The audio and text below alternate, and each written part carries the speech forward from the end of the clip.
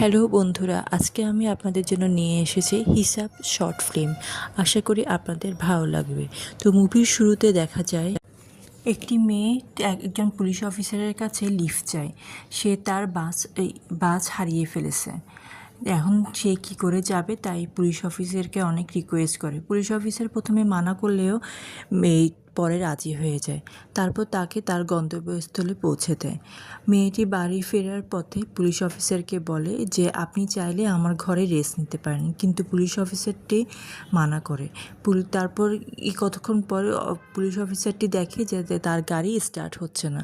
অনেকক্ষণ চেষ্টা করার পর যখন স্টার্ট হচ্ছে না, তখন সে চিন্তা করলো ঠিক আছে, আমি মেয়েটির ঘরে কিছুক্ষণ রেস্ট নিই, তারপর পরে দেখা যাবে।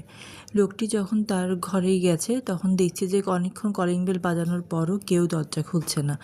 তারপর কী করেছে, লোকটি দরজা খুলে ভিতরে যায়। ভিতরে গিয়ে তার থেকে এক অদ্ভুত রকমের রহস্যময় লাগে ঘরটা। চারদিকে ঘুরে ঘুরে তাকানোর পর একটা রুমের মধ্যে দেখি যে মেয়েটা আছে। তখন মেয়েটা বলল যে আপনি চলে এসেছেন, বলে ভালো হয়েছে। তারপর ওনাকে এই যে রাতের খাওয়া দাওয়ার পর বিশ্রাম করতে নেয়। লোকটি থেকে ঘরটা একটু অদ্ভুত মনে হচ্ছে, আশেপাশে তাকাচ্ছে কিন্তু কিছু বুঝতে পারছে না। তারপর রাত্রে শোয়ার সময়, ঘুমানোর সময় হঠাৎ করে একটা আওয়াজে তার ঘুম ভেঙে গেল। সে চারদিকে ঘুরে দেখলো এবং ঘুরতে ঘুরতে একটা রুমের মধ্যে এসে দেখছে যে ওখানে লোকটি চারদিকে ঘুরতে ঘুরতে যখন একটা রুমের মধ্যে এসে দেখলো ওখানে একটা মেয়ে বসে আছে।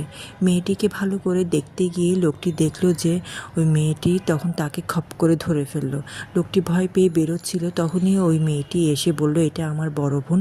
আমার বড় বোন একটা অ্যাক্সিডেন্টে ওরকম হয়েছে। একটা লোক তাকে লিফট দিতে গিয়ে তার সঙ্গে খারাপ আচরণ করে তাকে ওরকম করেই রাস্তায় ফেলে দিয়ে আসে। এরপর থেকে আমার বোন কাউকে চিনতেও পারে না, আর কোনো কথাও বলতে পারে না, কিন্তু সব বুঝতে পারে।